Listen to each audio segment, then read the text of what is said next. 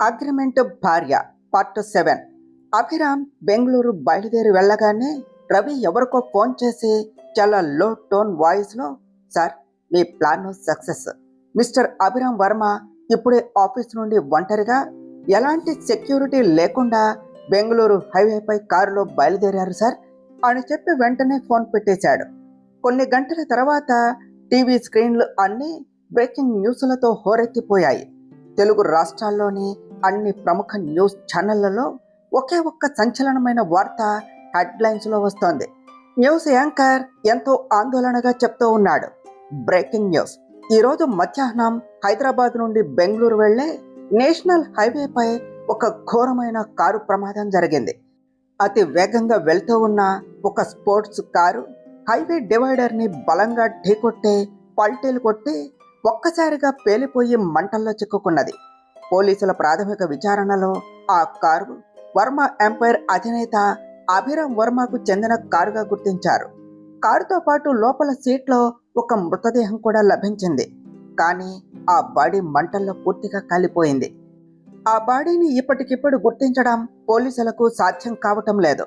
Forensic teams DNA reports వచ్చాకే ఆ చనిపోయింది అభిరామ్ వర్మనా లేక మరెవరైనా అనేది ఒక క్లారిటీకి రాగలం అని చెప్పారు అని టీవీలో విజువల్స్ చూపిస్తున్నారు.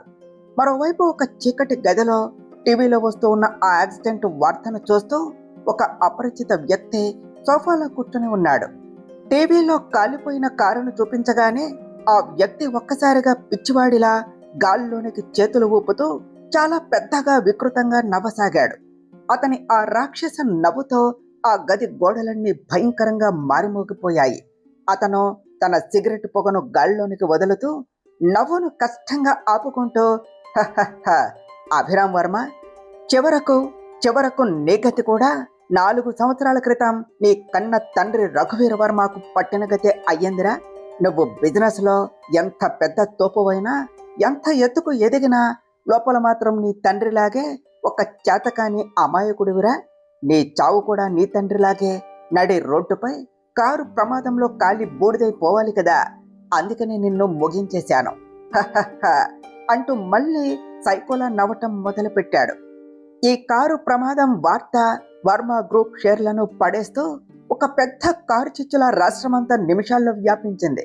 అప్పటి వరకు వర్మ విల్లాలో అభిరామ్ పెళ్లికి ఒప్పుకున్నాడు అని, ఇంట్లో పెళ్లి బాజాలు మోగుతాయి అని విజయ గారు, రామచంద్రవర్మ గారు ఎంతో సంతోషంగా స్వీట్లు పంచుకునే లోపే సరిగ్గా రామచంద్రవర్మ గారి పర్సనల్ ఫోన్కి పోలీస్ కమిషనర్ నుండి ఒక అఫీషియల్ కాల్ వచ్చింది.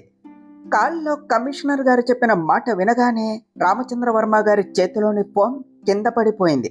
ఆయన ముఖం భయంతో పాలిపోగా గుండె పట్టుకుని గట్టిగా అరుస్తూ, ఒరే నౌకరులారా, ఎవరైనా త్వరగా వెళ్ళి హాల్లో ఆ టీవీ ఆన్ చేయండిరా, త్వరగా అని గట్టిగా అరిచారు. ఆయన అంతలా అరిచేసరికి ఇంట్లో ఉన్న విజయ గారు, సుమతి అందరూ భయంతో హాల్లోనికి పరిగెత్తుకుని వచ్చారు. నౌకరు కంగారుగా రిమోట్ తీసుకొని టీవీ ఆన్ చేయగానే స్క్రీన్ మీద వస్తూ ఉన్న ఆ ఎక్స్క్లూజివ్ లైవ్ డెత్ న్యూస్ చూసి అభిరామ్ కాలిపోయిన కారు ఫోటోలు చూసి అందరూ ఒక్కసారిగా నిశ్చేష్టులయ్యారు. చేష్టలు ఉడిగిపోయి బొమ్మల్లా నిలబడిపోయారు. అభిరామ్ తల్లి విజయ గారు గుండెలు బాదుకుంటూ కన్నీరు మున్నీరుగా ఏడుస్తూ, లేదు లేదు, ఇది అబద్ధం, నా కొడుకు ఏమీ కాలేదు, నా అభిరామ్కు అసలు ప్రమాదం జరగదు, ఈ న్యూస్ ఛానల్స్ వాళ్ళు తప్పు చూపిస్తున్నారు, ఏమిటి దారుణం, ఏవి పడితే అవి చూపిస్తారా, త్వరగా ఆ టీవీ ఆపేయండి అని అరిచారు. పక్కనే ఉన్న సుమతి నకిలీ కన్నీళ్లు తుడుచుకుంటూ విజయ గారిని వెనక నుండి గట్టిగా పట్టుకుని, అక్క ప్లీజ్, మిమ్మల్ని మీరు సంభాలించుకోండి, ధైర్యంగా ఉండండి అక్క, మేము కూడా ఈ న్యూస్ని అస్సలు నమ్మటం లేదు, ఇదంతా ఎవరో క్రియేట్ చేసినా వట్టి పుకారు అంతే అక్క, మన అభిరామ్కు ఏమీ కాదు అని ఓదార్చింది. రామచంద్ర వర్మ గారి కళ్ళల్లో నీళ్లు తిరుగుతూ ఉన్నా ఇంటి పెద్ద హోదాలో సోఫాలో నుండి లేచి గంభీరంగా నిలబడి గొంతు పెంచి, రాయ్, వాడు నా రక్తంరా, వాడు నా సింహం, ఈ వర్మ వంశపు సింహానికి ఇలాంటి 2 ప్రమాదాలు జరిగి ప్రాణాలు పోవురా, వాడు బాగానే ఉన్నాడు, నా మనవుడు అభిరామ్ క్షేమంగా ఉన్నాడు, అతనికి ఏ చిన్న దెబ్బ కూడా తగలలేదు, కావాలంటే చూడండి, అని గట్టిగా అరిచారు. కానీ లోపల అందరి మనసుల్లో ఏదో తెలియని భయం నిశ్శబ్దంగా అల్లుకుపోతోంది. ఇటువైపు అపార్ట్మెంట్ ఫ్లాట్ లో శివానీకి బయట జరుగుతున్న ఈ పొలిటికల్ క్రైమ్ డ్రామా ఏమీ తెలియదు. ఆమె హాల్లో సోఫాలో కూర్చొని అభిరామ్ పై కోపంతో ఊగిపోతూ ఉన్నది. తన ఫోన్ చూసుకుంటూ, అసలు ఈయన గారికి ఎంత పొగరో చూడు, నిన్న రాత్రి నేను అంత ప్రేమగా మిస్సింగ్ యూ అని మెసేజ్ చేస్తే ఇప్పటి వరకు కనీసం ఒక చిన్న రిప్లై లేదు. పొద్దున్న నుండి ఒక కాల్ కూడా చేయలేదు. ఇక నుండి నేను కూడా అస్సలు మాట్లాడను. అస్సలు తనని తానే పెద్ద కింగ్ అనుకుంటున్నాడో ఏమో అని కోపంగా ఫోన్ స్క్రీన్ ను చూస్తూ అనుకుంటూ ఉండగా సరిగ్గా అప్పుడే డోర్ బెల్ మోగింది. శివాని గోడ గడియారం వైపు చూసి, ఇంత అర్ధరాత్రి వేళ అసలు ఎవరు వచ్చి ఉంటారు అని అనుకుంటూ విసుగ్గా వెళ్లి మెయిన్ డోర్ లాక్ తీసి తలుపు తీసింది.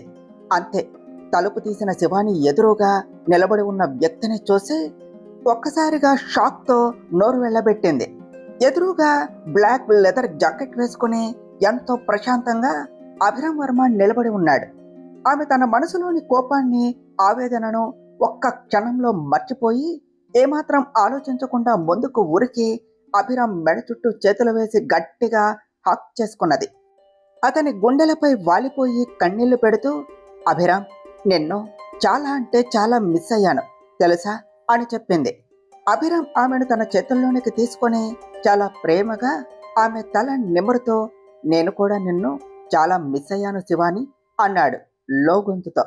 కొద్దిసేపటి తర్వాత ఇద్దరు హాల్లోని సోఫాలో కూర్చున్నారు. అభిరామ్ టీవీ ఆన్ చేశాడు. అతని ముఖం చాలా గంభీరంగా ఉన్నది. అతని చూపులన్నీ హాల్లో రన్ అవుతూ ఉన్న టీవీ స్క్రీన్ మీదే ఉన్నాయి. శివాని కళ్ళు పెద్దవి చేసి ఒకసారి టీవీలో వస్తూ ఉన్న ఆ లైవ్ యాక్సిడెంట్ వార్త వైపు, మరోసారి పక్కనే క్షేమంగా కూర్చొని ఉన్న అభిరామ్ ముఖం వైపు మార్చి మార్చి చూస్తూ ఉన్నది. ఆమెకు అసలు ఏం జరుగుతుందో ఏ కోశానా ఏమీ అర్థం కావటం లేదు. టీవీలో సరిగ్గా అప్పుడే మెయిన్ బ్రేకింగ్ న్యూస్ వస్తోంది. తాజా సమాచారం ప్రకారం హైదరాబాద్ బెంగళూరు హైవేపై జరిగిన ప్రమాదంలో కాలిపోయిన కార్ అభిరామ్ వర్మదే అయినా ఆ కారులో దొరికిన మృతదేహం అభిరామ్ వర్మది కాదు అని ఫోరెన్సిక్ ల్యాబ్ ప్రాథమిక DNA రిపోర్ట్స్ ద్వారా అధికారికంగా తెలిపింది. అయితే ఇక్కడే ఒక పెద్ద ట్విస్ట్ ఉన్నది. ఈ ప్రమాదం జరిగిన తీరు సరిగ్గా 4 సంవత్సరాల క్రితం అభిరామ్ తండ్రి రఘువీర వర్మ మరియు అతని పర్సనల్ అసిస్టెంట్ లావణ్య గుప్తా దారుణంగా చనిపోయిన ఆ కారు ప్రమాదం లాగానే ఉన్నది. అంటే వర్మ వంశంలో జరుగుతున్న ఈ ప్రమాదాలు యాక్సిడెంట్స్ కావా?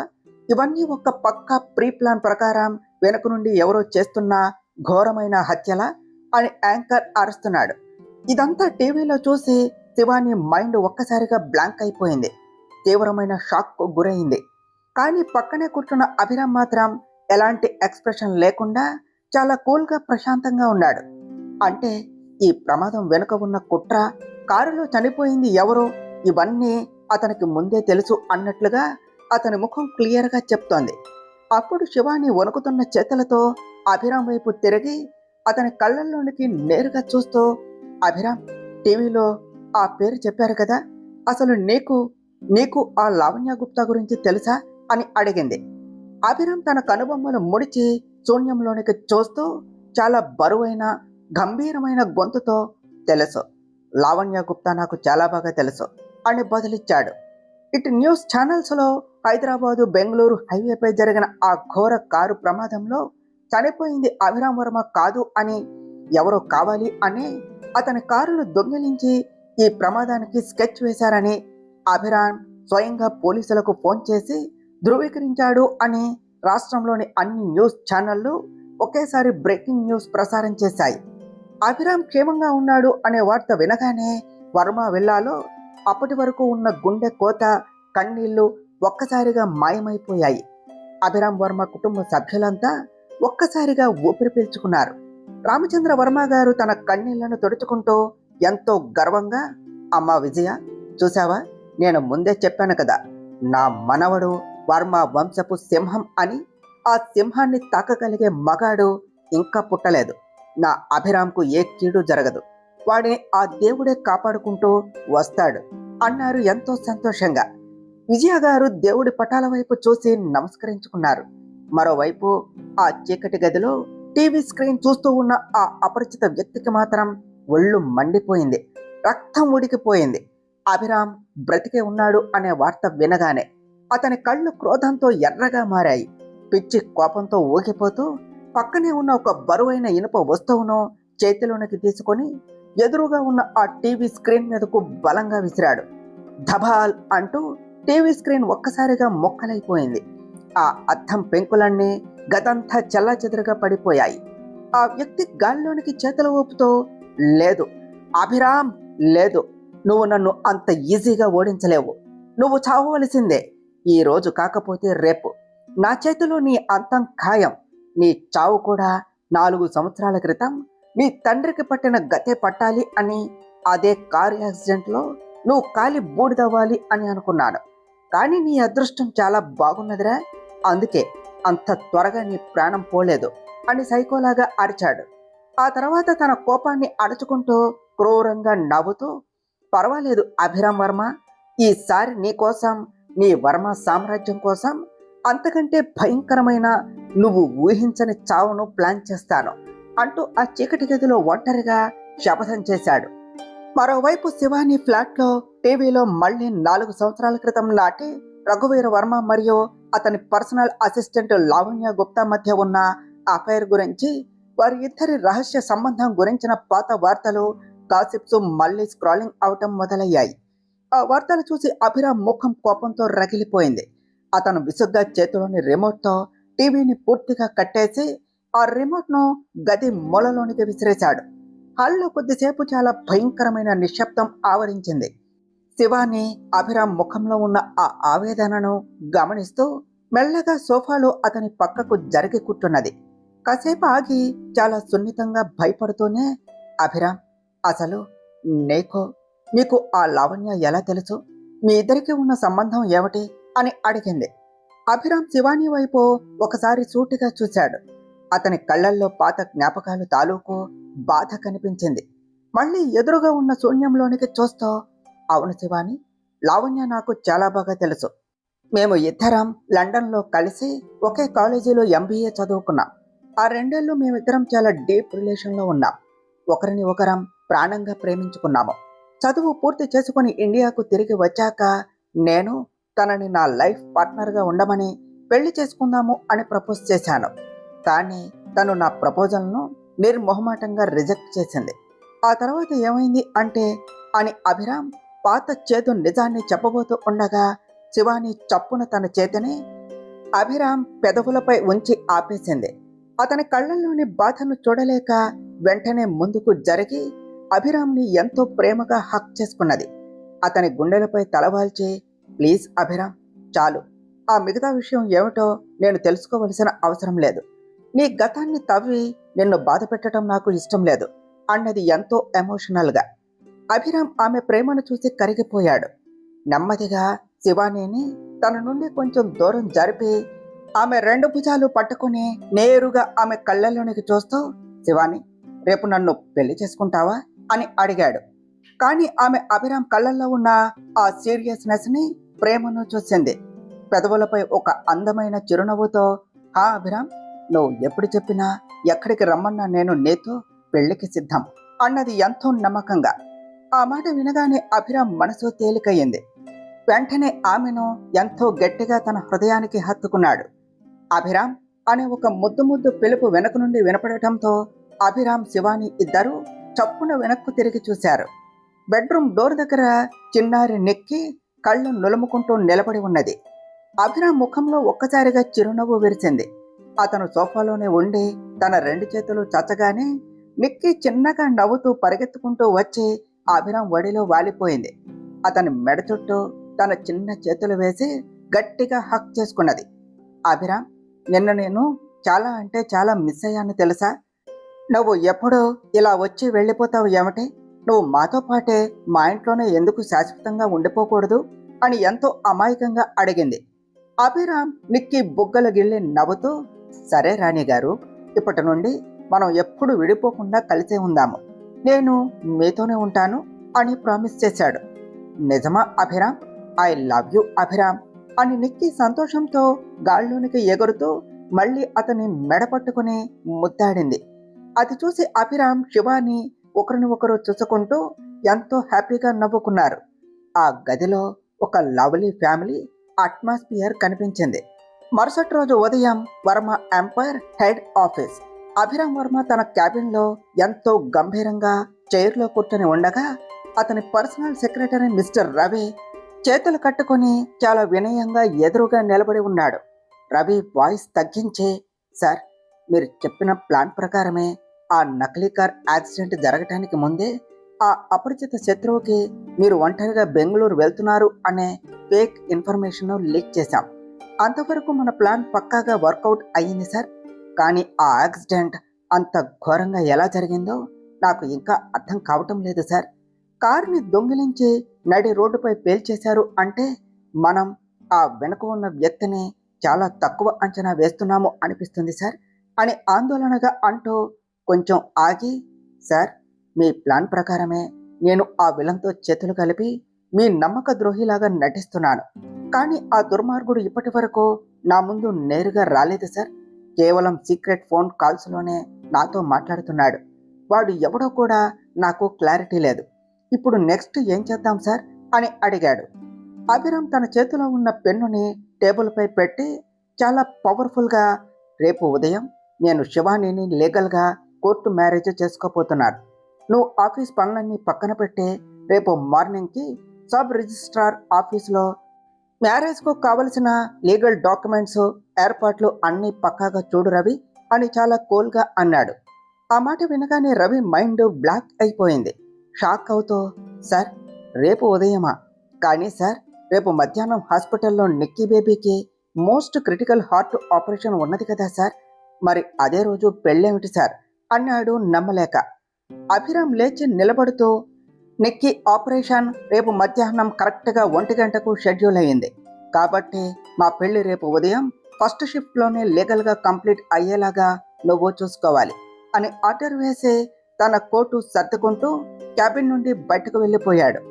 రవి తల పట్టుకుని, అసలు మన అభిరామ్ సార్ మనసు ఎవ్వరికీ అర్థం కాదు బాబోయ్. ఒకవైపు ప్రాణాపాయం పొంచి ఉన్నది. చంపాలి అని చూస్తున్న ఆ అసలైన శత్రువు ఎవరో ఇంకా తెలియదు. కానీ ఈ టెన్షన్లో కూడా ఈయనకు రేపే పెళ్లి కావాలట అని మనసులో అనుకుంటూ అభిరామ్ చెప్పిన మ్యారేజ్ ఆఫీస్ పనుల మీద బయలుదేరాడు రవి.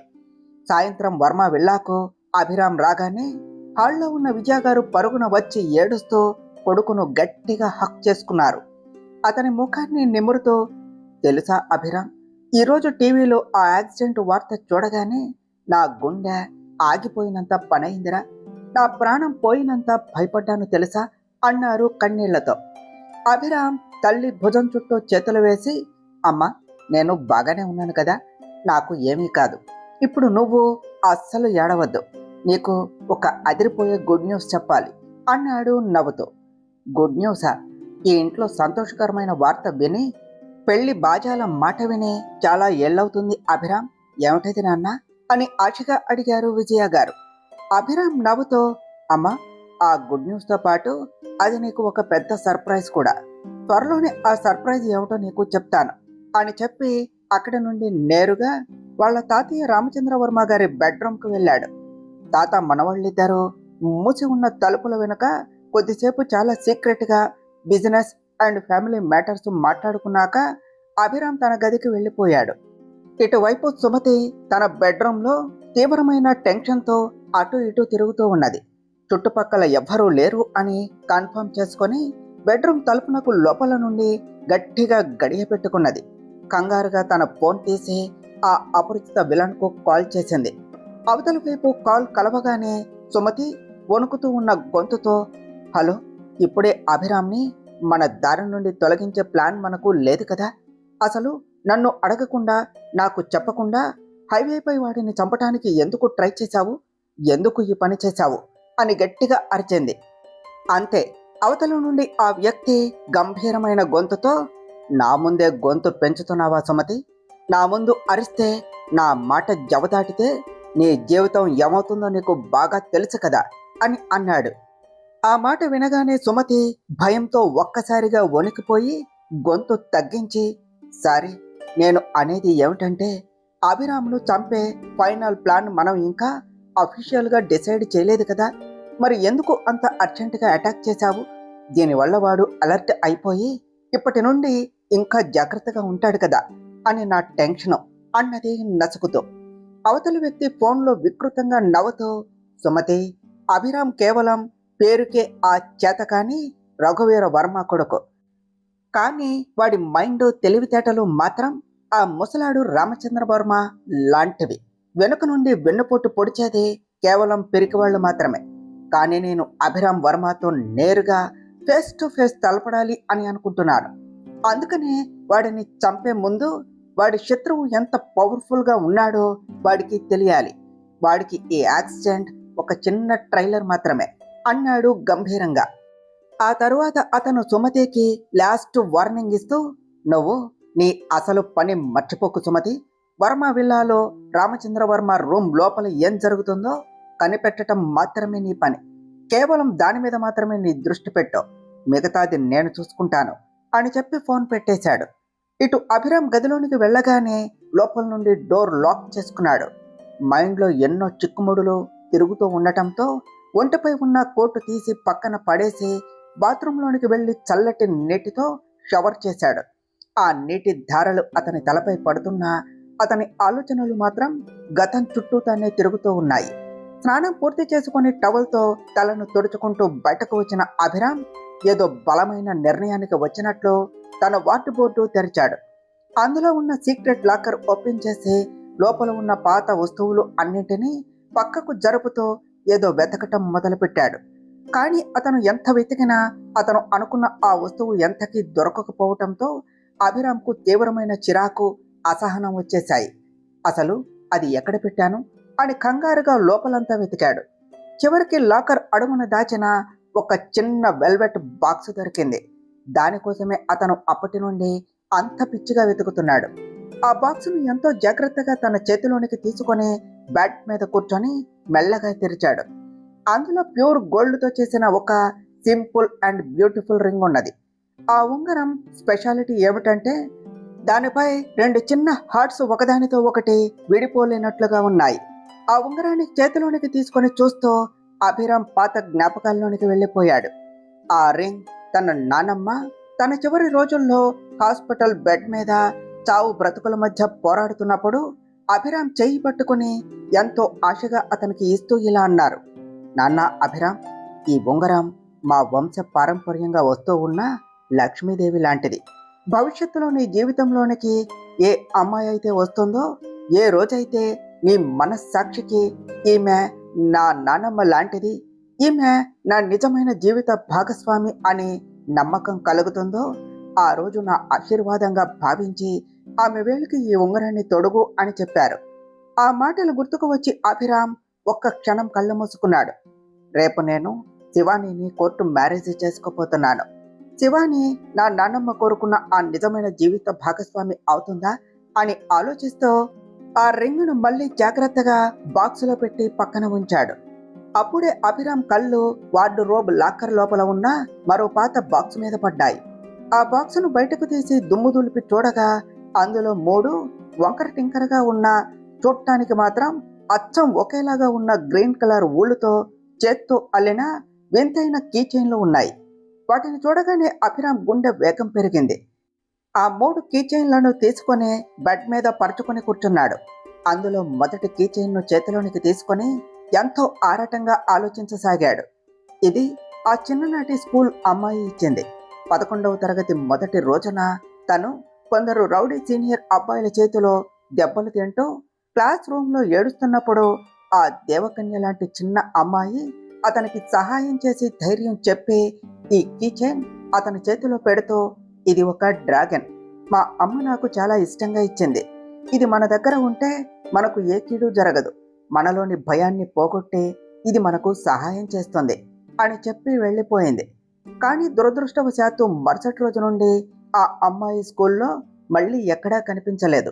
1 నెల తర్వాత ఆ చిన్నారి తన తండ్రి చనిపోవటంతో స్కూల్లో టీసీ తీసుకోవటానికి ప్రిన్సిపాల్ ఆఫీస్కు వచ్చినప్పుడు అభిరామ్ ఆమెను ఆఖరిసారిగా చూశాడు. బహుశా ఆ క్షణంలో అభిరామ్కు తన మొదటి ప్రేమ దొరికినట్లే దొరికి కళ్ళ ముందే శాశ్వతంగా దూరమైపోయింది అని తీవ్రమైన బాధ కలిగింది. అభిరామ్ ఒక నిట్టూర్పు విడిచి ఆ మొదటి కీచైన్ను బాక్సులో పెట్టి పక్కనే ఉన్న రెండో వూల్ కీచైన్ను చేతిలోనికి తీసుకున్నాడు. అది కూడా మొదటి దానిలాగానే ఉన్నది. అచ్చం కార్బన్ కాపీలా, అదే పచ్చరంగు, చేత్తో అల్లిన అదే వంకర టింకర డిజైన్. దాన్ని చూస్తూ అతని కళ్ళు సీరియస్గా మారాయి. ఇదే తనకు అప్పుడు దొరికింది. ఎప్పుడంటే అని ఆలోచిస్తూ అభిరామ్ తన జీవితంలోనే అత్యంత కీలకమైన లండన్లో జరిగిన ఆ పాత ప్రేమ కథ పుటల్లోనికి వెళ్ళిపోయాడు. కాలచక్రం వెనక్కు తిరిగింది. Location Oxford business school, London. ప్రపంచంలోని అత్యంత ప్రతిష్టాత్మకమైన నెంబర్ 1 మేనేజ్మెంట్ కాలేజీలలో అది ఒకటి. ప్రతి బిజినెస్ స్టూడెంట్కు అక్కడ సీటు సంపాదించడం ఒక పెద్ద కళ. ప్రపంచవ్యాప్తంగా ఎక్కడెక్కడి నుండో టాప్ మైండ్స్ అంతా అక్కడ అడ్మిషన్స్ కోసం వస్తూ ఉంటారు. అక్కడ మన వర్మ వారసుడు అభిరామ్ వర్మ కూడా ఎవరికి తన బ్యాక్గ్రౌండ్ తెలియకుండా కేవలం తన టాలెంట్తో సీటు సంపాదించి జాయిన్ అయ్యాడు. కాలేజీ మొదటి రోజు అభిరామ్ తన ఫస్ట్ లెక్చర్ వినటానికి కారిడార్లో క్లాస్ రూమ్ వైపు చాలా స్టైల్గా నడుచుకుంటూ వెళ్తూ ఉన్నాడు. సరిగ్గా అదే సమయంలో ఎదురుగా బుక్స్ పట్టుకుని కంగారుగా పరిగెత్తుకుంటూ వస్తూ ఉన్న ఒక ఇండియన్ అమ్మాయి అభిరామ్ను గమనించకుండా గట్టిగా తోసుకుంటూ ముందుకు వెళ్ళబోయింది. అభిరామ్ ఒక్కసారిగా బ్యాలెన్స్ తప్పటంతో కోపంతో చప్పున ఆ అమ్మాయి చేయి పట్టుకుని బలంగా తన వైపునకు లాగాడు. ఆమెను దగ్గరకు లాగి కళ్ళల్లోనికి చూస్తూ, ఎక్స్క్యూజ్ మీ మిస్, నువ్వు ఏమైనా గుడ్డిదానివా? కళ్ళు నెత్తికెక్కాయా? అంత పెద్ద మనిషి నడుచుకుంటూ వస్తూ ఉంటే కనిపించటం లేదా అన్నాడు చాలా రోడ్డుగా. కానీ ఆ అమ్మాయి అభిరామ్ను చూడగానే ఒక్కసారిగా మాట రాక బొమ్మలాగా ఉండిపోయింది. 21 ఏళ్ల వయసు, పిల్లి కళ్ళ లాంటి ఆకర్షణీయమైన గోధుమ రంగు కళ్ళు, 6 అడుగుల గంభీరమైన ఎత్తు, అథ్లెటిక్ బాడీ ఫిట్నెస్, ఇవన్నీ ఏ అమ్మాయినైనా మొదటి చూపులోనే ఫ్లాట్ చేయడానికి సరిపోతాయి. ఆమె అభిరామ్ అందాన్ని చూస్తూ లోకమంతా మర్చిపోయింది. అభిరామ్ తన చేతిని విదిల్చి కొడుతూ, హలో మిస్, నేను నీతోనే మాట్లాడుతున్నాను. నీకు దారి చూసే కళ్ళు లేకపోవటమే కాదు, నేను అరుస్తుంటే వినే చెవులు కూడా పని చేయవో ఏమిటే అని గట్టిగా అన్నాడు. ఆమె అలా తన వైపు రెప్ప వేయకుండా గుచ్చి గుచ్చి చూడటం చూసి అభిరామ్ విసుగ్గా ఆమె కళ్ళ ముందు గాలిలో చిటిక వేశాడు. అప్పుడు కానీ ఆ అమ్మాయి ఈ లోకంలోనికి రాలేదు. స్పృహలోనికి వచ్చిన ఆమె సిగ్గుపడుతూ తన చెయ్యి చాపి, I am so sorry, hello, I am Lavanya Gupta from India అన్నది ఎంతో స్వీట్గా నవ్వుతూ. కానీ అభిరామ్ ఆమె షేక్ హ్యాండ్ను పూర్తిగా ఇగ్నోర్ చేస్తూ ఒక పదునైన చూపు చూసి క్లాస్ రూమ్ వైపునకు వెళ్ళిపోయాడు. లావణ్య గుప్తా మాత్రం అతని వైపే చూస్తూ మనసులోనే మురిసిపోయింది. లావణ్య గుప్తా క్లాస్ రూమ్లోనికి వెళ్ళేసరికి అక్కడ బెంచ్ మీద అభిరామ్ ఆల్రెడీ కూర్చొని ఉండటం చూసి ఆమె ఆనందానికి అవధులు లేవు. ఆమె ఏమాత్రం మొహమాటం లేకుండా వెళ్ళి కరెక్ట్గా అభిరామ్ పక్కనే ఉన్న ఖాళీ సీట్లో కూర్చున్నది. కానీ అభిరామ్ ఆమె వైపు కనీసం కన్నెత్తి కూడా చూడకుండా చాలా గంభీరంగా ప్రొఫెసర్ లెక్చర్ వింటూ నోట్స్ రాసుకుంటూ ఉన్నాడు. క్లాస్ అయిపోయిన వెంటనే అభిరామ్ బుక్స్ను సర్దుకొని కారిడార్లో వెళుతూ ఉంటే లావణ్య గుప్తా కూడా లెక్చర్ వినకుండా అతని వెంటే పరిగెత్తింది. అభిరామ్కు ఆమె చేస్తున్న ఈ ఓవర్ యాక్షన్తో విపరీతమైన విసుగు వచ్చేసింది. అతను ఒక్కసారిగా కారిడార్లో ఆగి వెనక్కు తిరిగి కోపంగా చూస్తూ, ఏమిటి నీ ప్రాబ్లము? ఎందుకు నా వెంట పడుతున్నావు అని గట్టిగా అడిగాడు. అది వినగానే లావణ్య గుప్తా ఏమాత్రం భయపడకుండా నవ్వుతూ, బికాస్ ఐ లవ్ యూ. నిన్ను కాలేజీ గేట్ దగ్గర చూడగానే నాకు మొదటి చూపులోనే నీతో పీప్స్లో ప్రేమ పుట్టేసింది అని ఓపెన్గా చెప్పేసింది. అభిరామ్ కోపంతో ఆమె వైపు ఒక అడుగు వేయగా ఆమె భయంతో కొంచెం వెనక్కు జరిగి బ్యాలెన్స్ తప్పి కారిడార్ మెట్లపై నుండి కింద పడబోయింది. అభిరామ్కు ఎంత కోపం ఉన్నా మానవత్వంతో చప్పున ముందుకు ఉరికి ఆమె నడుము చుట్టూ చేయి వేసి పడిపోకుండా గట్టిగా పట్టుకున్నాడు. అలా పట్టుకోగానే లావణ్య గుప్తా తన బ్యాగ్ను వదిలేసి అభిరామ్ కళ్ళల్లోనికి రొమాంటిక్గా చూస్తూ ఉన్నది. ఆమె బ్యాగ్ కింద పడిపోయి అందులో ఉన్న వస్తువులన్నీ నేలపై చల్లాచెదురుగా పడిపోయాయి. అభిరామ్కు సడన్గా ఏదో గుర్తుకు రావటంతో చప్పున ఆమెను వదిలేశాడు. ఆమె ఒక్కసారిగా నేల మీద పడింది. అప్పుడు ఆమెకు స్పృహ వచ్చింది. అభిరామ్ ఆమెను అక్కడే వదిలేసి వెళ్ళిపోదాము అని అడుగు వేసి కింద పడిపోయిన ఆమె వస్తువులను చూసి ఒక్కసారిగా షాక్తో అక్కడే స్తంభించిపోయాడు. అతను వంగి కింద పడిన ఆ వస్తువుల మధ్యలో ఉన్న ఒక ప్రత్యేకమైన కీచైన్ను చేతిలోనికి తీసుకున్నాడు. అది సరిగ్గా తన చిన్నప్పుడు స్కూల్లో ఆ తెలియని అమ్మాయి తనకు ఇచ్చిన గ్రీన్ కలర్ ఉన్ని డ్రాగన్ లాగానే ఉన్నది. వంకర టింకరగా చేత్తో అల్లిన డిజైన్. అతను ఆశ్చర్యంతో దాన్ని చూస్తూ ఉండిపోయాడు. అంటే నా చిన్ననాటి మొదటి ప్రేమ ఈ లావణ్యేనా అని అనుకున్నాడు. ఈలోపు లావణ్య గుప్తా కింద పడిన తన వస్తువులన్నీ సర్దుకొని నిలబడింది. అభిరామ్ చేతిలో ఉన్న ఆ ఉన్ని వస్తువును చూసి నవ్వుతూ, ఇది మా అమ్మ చేత్తో తయారు చేసింది. చిన్నప్పుడు మేము ఏదైనా విషయానికి భయపడినప్పుడు ఇది మన దగ్గర ఉంటే డ్రాగన్లా కాపాడుతుంది, ఏ కీడు జరగదు అని మా అమ్మ మాకు అబద్ధం చెప్పేది. కానీ ఇప్పుడు పెద్దయ్యాక ఆలోచిస్తే ఆ చిన్ననాటి పిచ్చి నమ్మకాల మీద నాకు చాలా నవ్వు వస్తుంది తెలుసా అన్నది క్యాజువల్గా.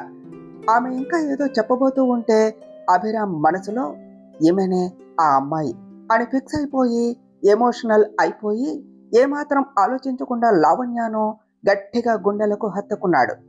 ఆ తర్వాత ఆ కీచైన్ కనెక్షన్ వల్ల అభిరామ్ ఆమెను ప్రాణంగా ప్రేమించాడు.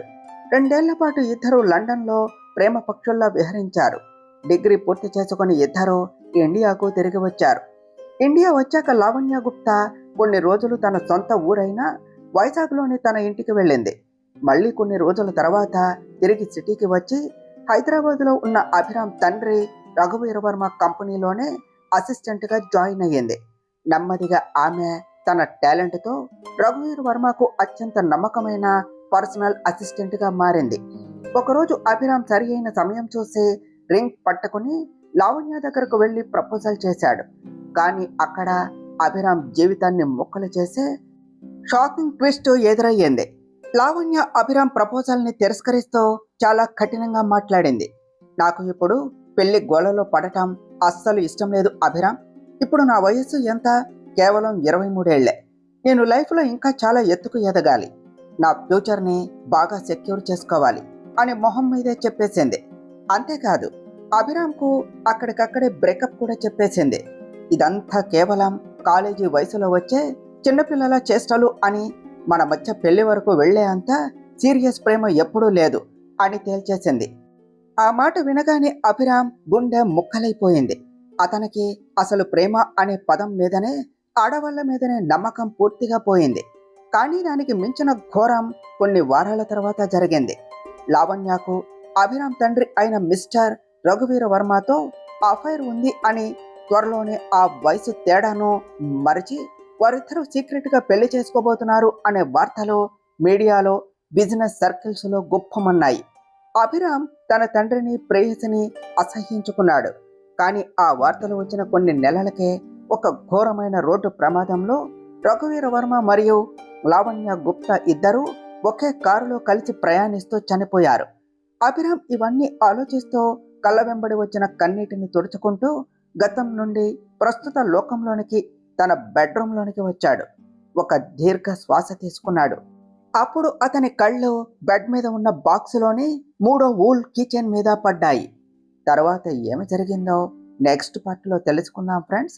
డియర్ ఫ్రెండ్స్, మీకు కనుక ఈ కథ నచ్చినట్లయితే మీ అభిప్రాయాలను కామెంట్ల రూపంలో తెలియచేయండి.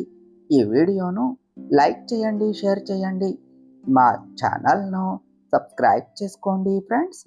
Thank you.